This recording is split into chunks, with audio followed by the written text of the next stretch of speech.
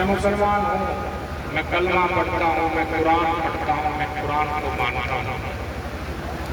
हमारे हिंदू भाई अनिल जी बैठे हैं, महाराज जी बैठे हैं, उमेश जी बैठे हैं, गीता को मानते हैं। कुरान और गीता पवित्र ग्रंथ है किसी मजहब के लिए, और संविधान इस देश के लिए पवित्र ग्रंथ है। इस देश का रहने वाला हर एक नागरिक, भारत का हर एक नागरिक संविधान में विश्वास रखता है। संविधान वो पवित्र किताब है। हम लोग कुरान को उठाकर जैसे लगाते हैं, ठीक उसी तरह से इस देश का संविधान बाबा साहब ने दिया, इस देश की आत्मा है। इस देश जो हम कहते हैं जमीन है, आत्मा है, वो संविधान है। संविधान खाली किताब नहीं है, इस देश की आत्मा है। इस देश की आत्मा को कुचलने का ये काम कर रहे हैं। हमको बर्दाश्त नहीं करना पड़ेगा, आपको ये समझना पड़ेगा। वक्त आ गया है, अगर आप इस बात को समझे नहीं तो वो दिन दूर नहीं, हम लोगों को फिर ये गुलाम बनाना।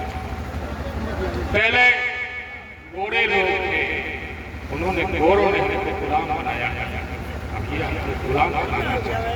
क्या गुलामी आप बर्दाश्त करोगे? हर भाई की लगे दिया नहीं।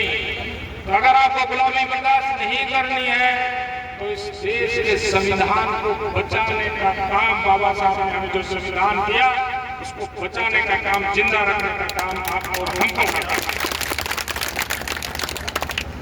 तभी होगा जब हम लोग सब एक राय होकर, एक ही सोच में, एक जाति धर्म बात छोड़ करके जब हम संविधान की बात करेंगे तभी इस देश का संविधान बचेगा। हर एक ही बात करते हैं, कई बात करते हैं, भाई तो दिल्ली में रहते हैं तो हमसे ज्यादा पता है, बहुत आदमी को बहुत सी ऐसी चीजें आज इस देश में जिससे लगता है कि संविधान के ऊपर हमले किए जा रहे हैं, इस देश की आत्मा के ऊपर हमले किए जा रहे हैं, उसको बर्दाश्त नहीं करना। निर्वाचन आयोग, इलेक्शन कमीशन के ऊपर हमले भाई कैसे? पहले इलेक्शन कमीशन का जो बटन होता था उसमें 3 लोग बैठते थे, प्रधानमंत्री, विपक्ष का नेता और सुप्रीम कोर्ट में चीफ जस्टिस। अब सुप्रीम कोर्ट में चीफ जस्टिस को हटा दिया और एक सरकार द्वारा नॉमिनेट आदमी बैठेगा, तो दो आदमी